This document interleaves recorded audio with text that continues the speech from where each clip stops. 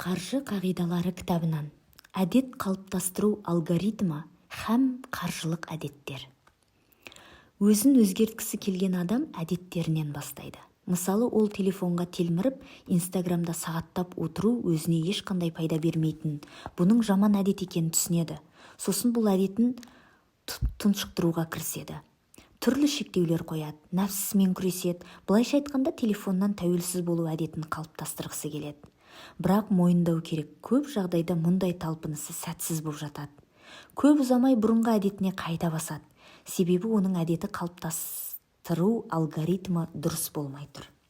Ол өзгерісті әдеттен бастады. Негізі ол өзі жайлы, өз тұлғасы жайлы ойын өзгертуден бастауы керек еді. Қалай? Сенің өзің жайлы ойың қандай? Сен кімсің? Миыңда өзің жайлы қандай образ тұр? Красавчиксің бе? Сорлысың ба? Өзіңді бір нәрсеге ықпал ете алатын тұлға ретінде көресің бе? Жоқ па? Жақсы, сондай тұлға болғың келеме өзі? Тіпті өзіңді сондай тұлға болуға лайық санайсың ба? Бір мысал келтірейін. Темекі тастауға тырысып жүрген екі кісіге шылым ұсынды. Бірі жоқ, мен темекіні қояйын деп жүрмін, деп, екіншісі жоқ, мен темекі шекпейтін адаммын деп жауап берді. Мысал, Атом әдеттер кітабынан алынды.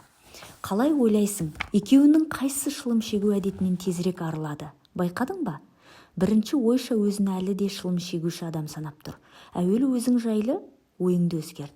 Өзін инвестор, финанс генийі сезінбейтін немесе ондай болғысы келмейтін адам кіріс-шығыс есебін жүргізу, үнемдеу, инвестиция жасау сияқты жақсы қаржылық әдеттерді қалыптастыра алмайды.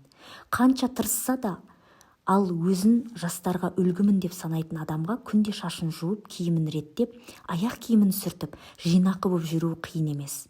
Бұл әдеттер тез әрі оңай қалыптасады. Өзін жазушымын деп санайтын адам әлі ол деңгейге жетпесе де, аптасына 2 шедевр пост жазу әдетін олай ойламайтын адамға қарағанда тезірек қалыптастыра алады.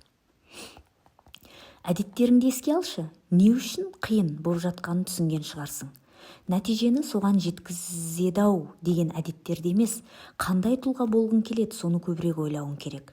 Соны қалауың керек. Сондай болуға лайық екеніңді ойлауға өз-өзіңе рұқсат бер. Содан кейін сол тұлға қандай әдеттерге ие, соны ойла. Сол әдеттерді қалыптастыр. Бұл жолы сен өзіңе қажет дұрыс әдеттермен жұмыс істей бастайсың. Басқа біреудің айтқанымен емес, бұл әдеттердің мақсаты. Өзің қалаған тұлғаға айнала бастағаныңды өз-өзіңе дәлелдеу. Мысалы, табысты адамдар ерте тұрады. Сен өзіңді табысты адам ретінде көрмей, ерте тұруды қанша жерден әдетке айналдырам десең де, дегеніңе жете алмайсың. Алдымен өзіңді табысты адам ретінде көр. Соны қатты қала, сосын ерте тұра баста. Себебі ерте тұру табысты адамдарға тән әдет. Ерте тұру әдеті өзіңе өзіңнің табысты тұлға екеніңді күнде дәлелдеу үшін ғана керек. Содан ләззат алып, күнде ерте тұра бергің келеді.